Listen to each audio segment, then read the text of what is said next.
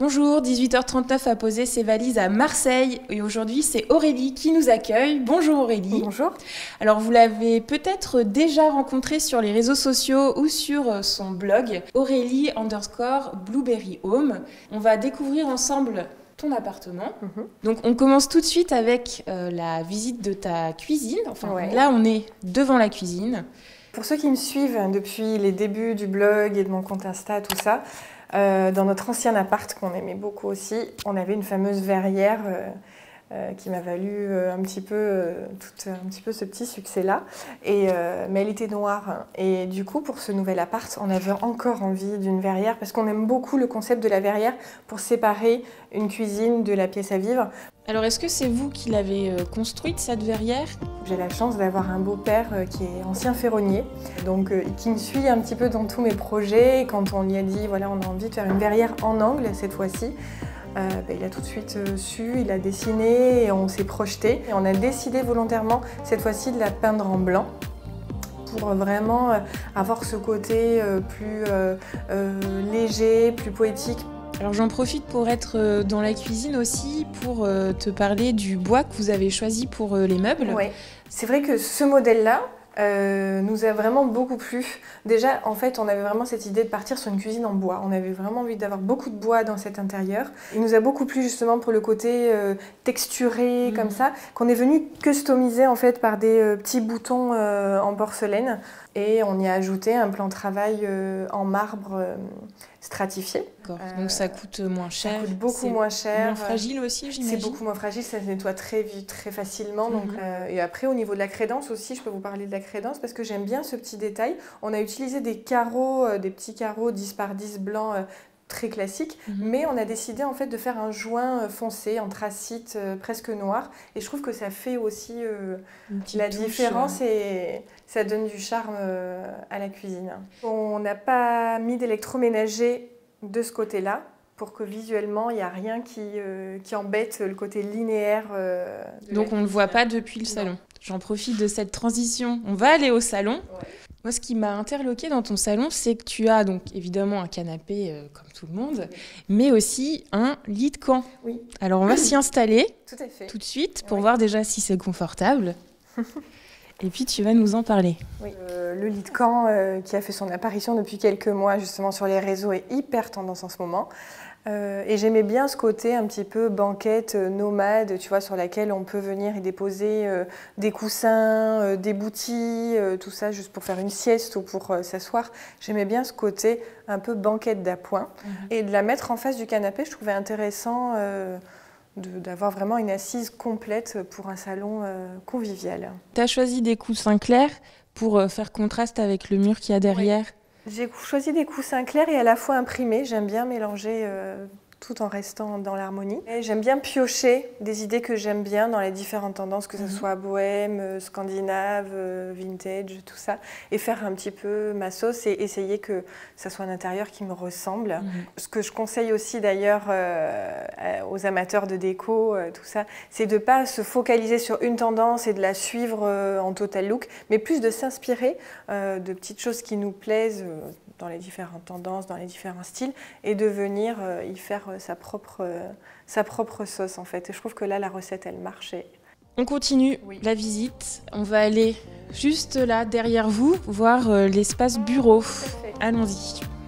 Alors, tu vas nous expliquer comment tu as fait pour l'intégrer dans l'espace sans que ça prenne trop de place. L'espace bureau était super important dans notre intérieur puisque je travaille de chez moi quasiment tout le temps. Et je voulais justement qu'il soit intégré dans la pièce à vivre, pas dans une pièce différente parce que j'aimais bien, je voulais profiter de la luminosité de la pièce à vivre. Donc la difficulté était comment intégrer en fait un coin bureau entre un salon, une salle à manger, un espace cuisine au fond.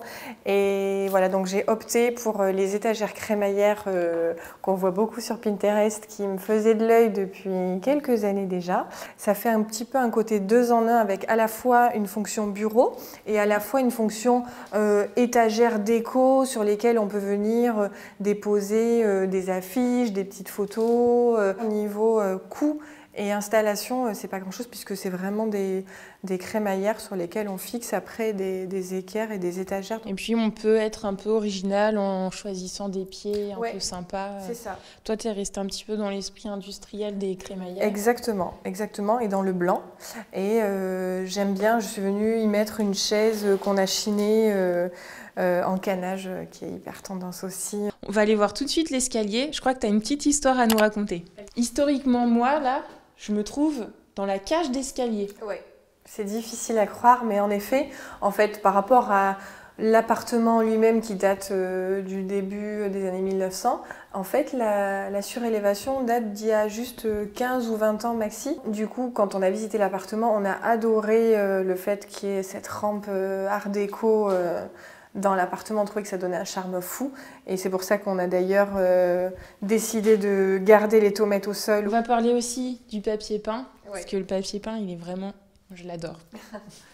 Il a des détails, je ne sais pas si on le voit bien la caméra, mais il a des petits détails dorés. Ce qui est sympa, c'est selon la lumière du matin ou lumière du soir, les hirondelles apparaissent plus ou moins claires, plus ou moins dorées. C'est ce que j'aime bien et c'est ce que je conseille aussi d'utiliser un papier peint dans une cage d'escalier. Pour la petite anecdote, on l'avait imaginé plus dans la pièce à vivre et je ne suis pas déçue d'avoir finalement opté pour la cage d'escalier parce que ça reste quand même un imprimé fort et de l'avoir tous les jours dans son quotidien dans la pièce à vivre, ça peut plus lasser. Alors que là, dans la cage d'escalier, je trouve que ça s'y prête. On va continuer cette visite en allant à l'étage. On va découvrir votre coin parental et surtout la terrasse. Alors la petite idée ici, c'est que c'était une grande pièce à la base qui faisait à peu près 25 mètres carrés et on a eu l'idée de monter la cloison pour séparer l'espace dressing de l'espace nuit, pour avoir un côté un peu plus cocon ici. Et on retrouve encore le noir dans la déco et je trouve que le contraste avec la tête de lit en rotin, au contraire, ça donne une atmosphère assez douce qui est surélevée là avec...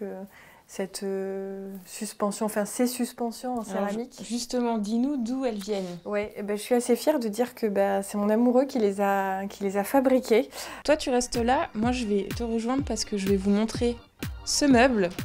Tu m'as dit que c'était un meuble qui vous avait suivi pendant vos déménagements. Oui. Je crois que ça fait plus de 10 ans qu'il nous suit. Ça doit pas être très pratique à non, transporter. parce que c'est super lourd. Mais en fait, on en est fiers parce qu'on l'avait chiné chez un antiquaire à Marseille. C'est à la base un meuble de botaniste qui rangeait en fait toutes ces petites herbes dans les mini tiroirs qu'on peut voir. Et on avait craqué sur cette pièce. Donc on avait laissé en l'état et du coup elle nous suit depuis. Et je trouve que ici dans la chambre, en meubles, bijoux, maquillage, tout ça... Il y a des choses de ranger dans les tiroirs ou tu te sers plus Non, plus comme une console. Ouais, sur lequel on est venu poser un petit peu ce miroir ancien. On va finir cette visite avec la dernière photo qu'on a sélectionnée, c'est ta terrasse qui est dans le prolongement de ta suite parentale. Tout à fait.